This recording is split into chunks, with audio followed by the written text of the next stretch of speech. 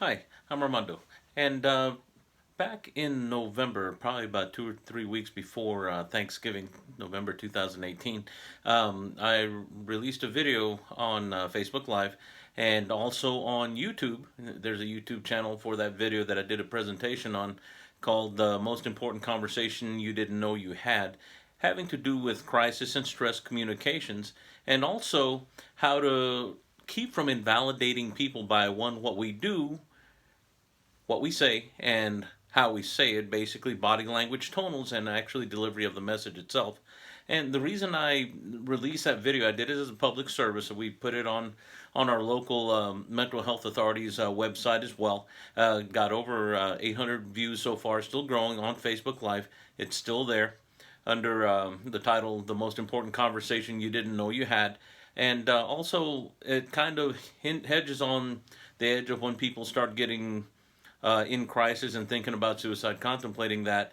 And the premise of the program was the 10 minutes that we have, according to the studies, the World Health and CDC, talk about when someone is suicidal or having suicidal thoughts. That once one begins to have those ideations, there is a span of 10 to 13 minutes before one, uh, rather from the point of contemplation, thought, plan, to the actual act and possible completion of a suicide.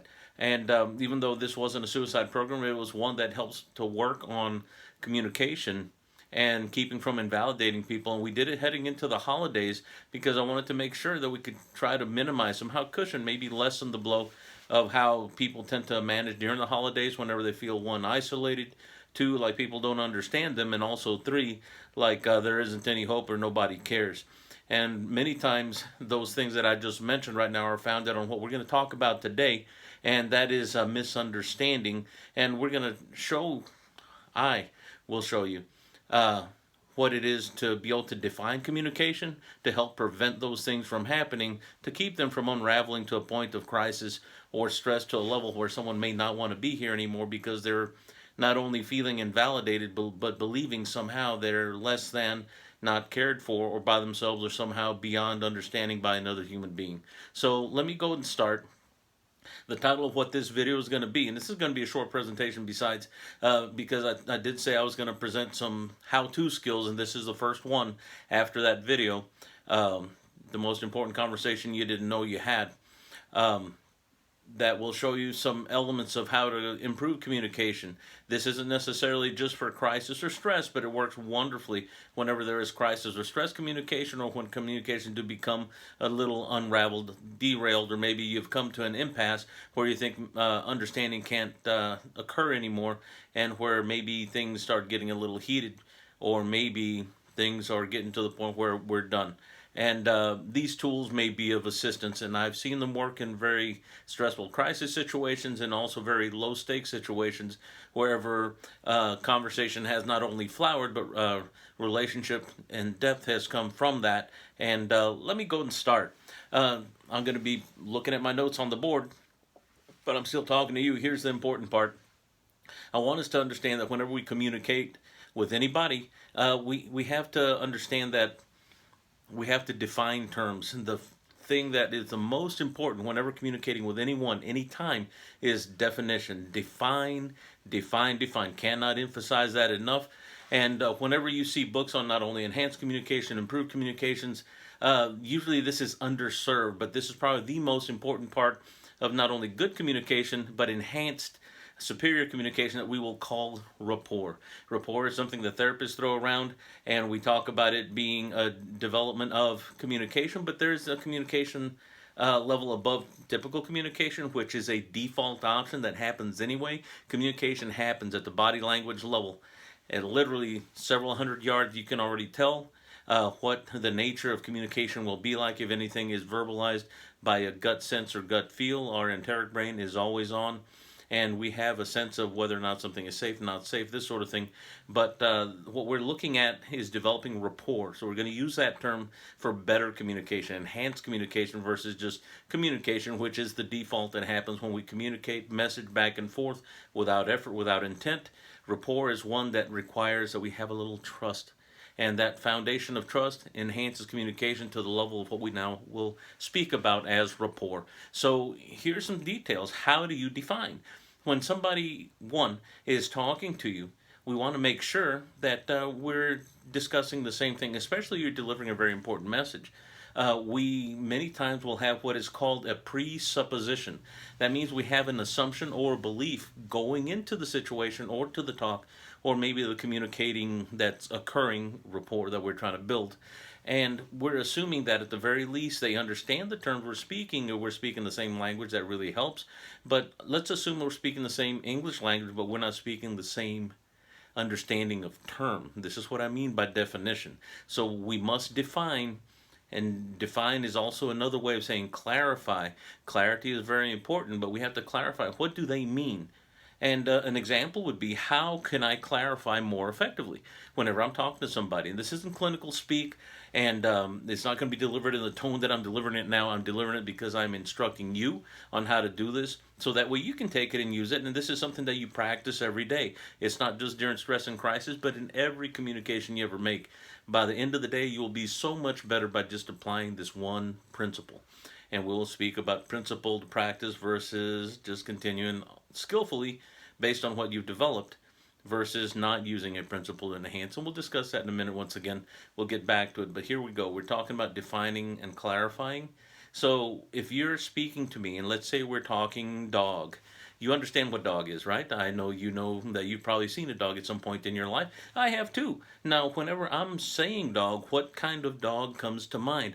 It's probably not my son's Rottweenichi. Ask me about that dog. He is cute. But how did we get to that? Let me tell you a little story. Whenever we had puppies, Mama was half Rottie, half Weenie, so therefore she was half of either, right? So therefore Rot Weenie. So that's what she is. Her boyfriend that got her pregnant, she was a teen mom, poor pup, beautiful pups. But here you go. Here's the part of the story that's really important. One of the pups that belongs to my son is a Rottweenichi. Mama, half Rottie, half Weenie, boyfriend Chihuahua, so we gave the Chi term to it, so it's Rottweenichi. And it's a cute little brown pup, little curly tail, has kind of like a little Rottie snout, but has a tan color, nice little white underbelly, beautiful. This is the dog I was thinking about. How is this important to defining terms? Let me ask you, what dog were you thinking of? It probably wasn't Rottweenichi, but whenever I ask you, have you seen my dog? And let's say you have. Now we are in the game. We are on the ball field. Think about a baseball field and how big those suckers get. And we're talking about nosebleed section, dog, and what you think of dog.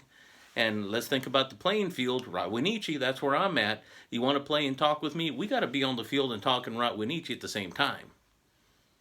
So when we define terms, we can't assume we're in the ballpark, yes, but we can't assume that we're on the same level. And this is nothing new as far as psychology goes. Transactional analysis had a method of teaching types of level of communication, but not on the level of definition necessarily, but rather more so authority, positioning, and power in communication. This isn't about power, but rather being able to speak like this. This was one of those indicators, body language level, that tells us, hey, this is even equal communication, right? I'm not going to tell you what culture that comes from. This is actually cross-cultural, but we will talk about that at another time. But the important thing is define, define, define. That's the principle. Now, speaking about principled practice, anything that you do, if you apply something new to it as a principle, that means you're adding to it. You're adding a layer to it, a layer of sophistication, not complexity, sophistication, which by default makes it better. But if you don't do it, you don't apply the principle, you don't lose anything. So by applying definition, you're not lessening what you're doing when you communicate. But what you do want to do by adding the principle of definition and clarifying is to sophisticate your communication, not make complex, but rather enhance the effect of it, make it better. That means you get a better outcome, you're a better signal, and also a better receiver. So when you send your signal out, your chances of reception are much better if the clarity and the definition is there. One of the things that I mentioned as well, another term that you should know, is a presupposition. Whenever we have an idea or a belief going into not only communication, but what we do, what we think, and how we receive people, and what we think about them many times come from what they look like, how they act, what they sound like. These are the things that many times can cloud or prevent the development of rapport, but also we want to develop rapport if what we have to say is particularly important. And this can be applied to even simple everyday communication. The reason this is so important is because whenever we're discussing things that could be life changing, they could be those things that could be life ending, or even those that are life enhancing, could be very positive as well. Rapport has a lot to do with the information that we get that will create those changes or prevent those changes along the lines of those that are suicidal, self injurious, or even damaging. We want to make sure we know what we're talking about.